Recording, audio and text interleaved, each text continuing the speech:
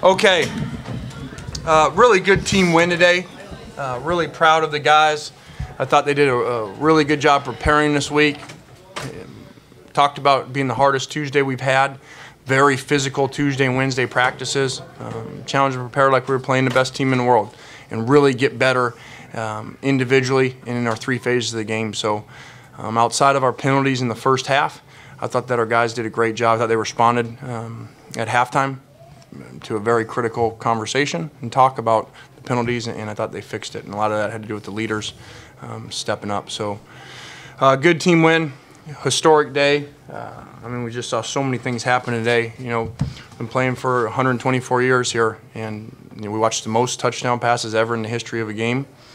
Today was 7. We watched Matt tie his own record of 6 again for the 4th time, I think. And we watched the most touchdown passes in the history of a career. And then with Robert over here, not only does he break the all-time receiving record with a year and a half still left, he's going to announce that he's coming back here pretty soon. He catches 4 touchdowns today, which has never been done either. So just an unbelievable day, and to think they did it, basically in a half of football because they got pulled so quick. Question? Matt, with all the great quarterbacks that have played in this conference, from Elway to Pluckin to the guys from USC, what does it mean to have the most touchdown passes in a career?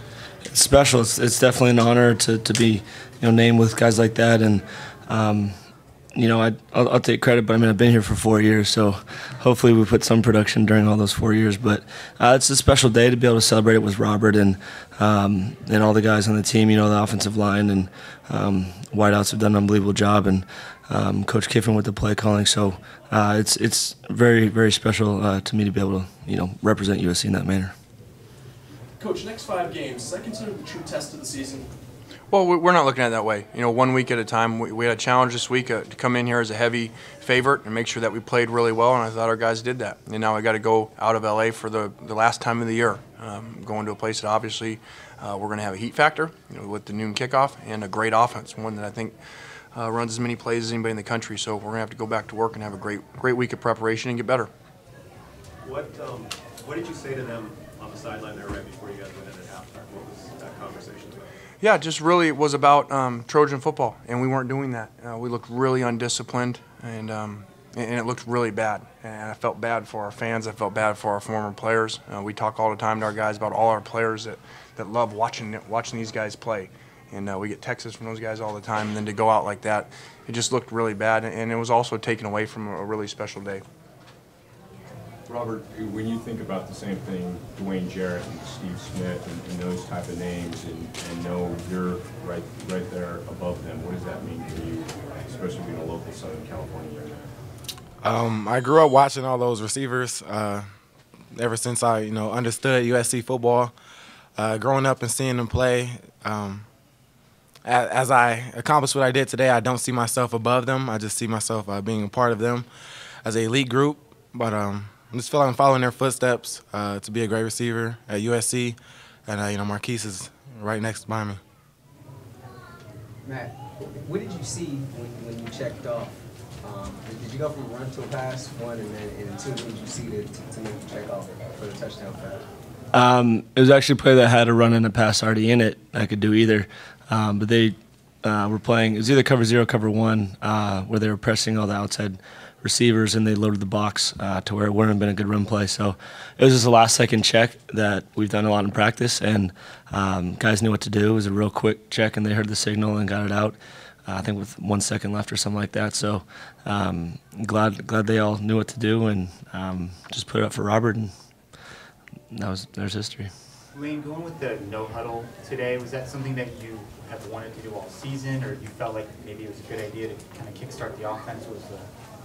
Yeah, it's something that we've practiced throughout the year, and just kind of we're waiting for the right time, and just really felt it went with the emphasis of attacking, and really not worrying about who we were playing and coming out firing and making sure that we weren't taking them lightly. So really it was about that emphasis for our players to challenge them to play really fast. What we did, it kept our 3 receivers on the field, which we had been playing a lot of base the last 2 weeks with a fullback, so we put Nelson in there, and really helped us be able to see what they were doing, and Matt did a great job with it. And I didn't even mention the conference record of completion percentage. He goes 95% completion today, and and he has a drop. So I mean, he's if Curtis catches that pass, he's 20 for 20, and that's pretty amazing. And he tried to go back in the game because he heard on the headset that T. Martin had the record. The NCAA record's held by T. Martin, so he lobbied to go back in. And T actually wanted him to go back in. Coach, you said earlier that you were disappointed with the penalties and the team played a little undisciplined, but you got to be proud of your defense. They didn't give up a touchdown, even though Colorado was in the red zone about 3 or 4 times in the game. Yeah, I thought they did a really good job outside of the penalties on defense. I thought we played really good defense. We played a bunch of guys in there. We got our guys out really fast, so we had a low play count for those frontline guys and got other guys experience. And like you guys have seen all year, that's been our emphasis. If we can get to a point to get these guys out of the game and stay healthy, and I think we were able to do that for the most part today too, outside of Andre. Matt, was it important today to just kind of get that feeling back of completing passes and moving the offense and stuff after having some ups and downs before today? Yeah, absolutely. And I think the no-huddle did help with that in terms of the passing game. It was a little more pass oriented, and we were moving the ball, keeping the defense on their toes, and we were completing passes, whether they were shorter passes, and we, the second play or whatever that was a deep pass that worked out pretty well. And so I think that rhythm that we got into a faster pace worked for us. And so regardless of whether we do it or not next week, I think that did set a good base for us and got us kind of back on our feet. Robert, when they after your record that they showed you on the video monitor, you took that time to acknowledge Olivia. What were you thinking during that time? Just going out there and actually living what she told me, her last words, being a role model, and I just felt like just thanking her right then and there, just going out there, doing my assignment, and just feel like everything she lived for and fought for, that it's kind of like a breakthrough, and like I felt like I made it just to be along with those group of guys in the receiver group. It was about the seventh game last year that you guys offensively really turned the corner, so to speak. I know it's Colorado. Do you feel any similarities, like this offense is close to that point? Yeah, I think that really was the seasons have been pretty similar. We took off like we talked about this week. Matt had thrown the same amount of touchdowns this week coming in, and I'm sure with the 95% completion rate, he probably put himself right back up where he was. So I'm going to guess through 7 games, he's probably now ahead of where he was through 7 games. So it's like I tried to say all along, I think you got to take the whole year for an evaluation. I know it's your job to do it every week, but take the whole season in evaluation, because sometimes we're on the road a lot, playing some better defenses, and so that I try to wait for the whole thing to come together before we evaluate it.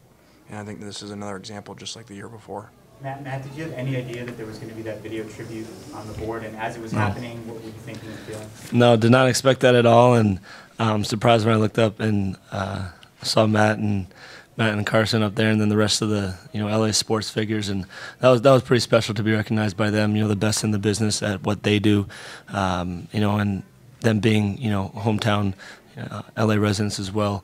It was something special to for USC to kind of be in that category. Was really cool. Matt, despite being 5-1 coming into this game, there really wasn't a whole lot of talk after each game of being satisfied with the victory. Is there at least a little bit of sense of satisfaction after this victory? Especially I think we have a better feeling in our stomachs after this win, at least from the offensive side. And we're always going to say there's something to correct, and the penalties and being more disciplined is one of those things. But I think the way we put points on the board early and how we move the ball, you have a happy feeling after this game. And with what Robert did and what I did, it feels pretty good. For a guy who dreamed about playing quarterback here, not only to do that, but to do it so well and to set records, what is that like behind you while it's changing? Yeah, it's something I did dream of as a kid, and not the records. I didn't even think about those. Didn't even know what those were. But to be able to be here for 4 years, living those dreams out as a senior, and it's something cool, and never really thought would happen, but I'm trying to soak it up. With the toughest part of your schedule ahead, is there anything you feel this team needs to improve upon? Me? Yeah. Like Coach Kiffin said, we need to play more disciplined. Past couple of weeks, we had a lot of personal fouls. Now we're going to fix that on Sunday and take a part of it on Monday, actually live it out. But other than that, we We just got to play better all around still. A lot of games left. We just got to keep producing. Your reference to not playing Trojan football, was that specifically the penalties, or was it the turnovers also? Or No, it was. I mean, turnovers obviously you don't want to have. We had 2 and we got 6. We got 6 in the game. It was totally about penalties and undisciplined penalties. It was just a bad feeling. That's not who we want to be. That's not the product we want to put out there to represent this university. And so it was just really upsetting and ugly. Did you see Leonard's punch, and what did you think of it? I didn't really see it. I saw a clip really quick on the scoreboard. I was going to pull him anyway and kick him out of the game anyway, from what I saw. So they didn't have to do it. Are you concerned that you'll lose him for at some point of the next? I don't know that. I know there's a specific rule, and I think that goes to the conference. So we'll see. Coach, what impressed you about the second unit play on offensive defense? I'm wondering if anyone stood out to you. Yeah, I thought it was great to get those guys in. A bunch of guys making plays on defense with the interceptions and then the sacks. Kevin Green having 2 big sacks, I think, on the day. And then on offense, for the backup quarterbacks to go in. Obviously they haven't been able to play very much and go 4 for 5. And it was good to see a bunch of guys got an experience of playing. What do you about Drew's first half? Yeah, Drew had a great half. Drew's had a really good season. We just found more roles for him. There's a number of times we put all 3 safeties in at the same time so that he can play. So it's great to see him, and he's been fighting through some injuries. So we're really proud of Drew. You had talked about hoping that the passing game would start to hit its stride as you got to this point in the season. Do you feel today that you guys have hit your stride that way? Well, we're not going to overreact to one game, just like just like the week before. The sky wasn't falling. Matt can still throw. He's pretty good. So we still got a lot of work to do, but it was good. It was good to see, and it was a good feel to have, obviously. And I think we really felt that this was going to happen. I don't know that I could have told you 95% completion. That's tough to do on air. But I really felt we were going to move the ball really well, and just really liked our matchups. That's why you saw so much pass early. The game's usually called about matchups. Thank you, guys. Thank you.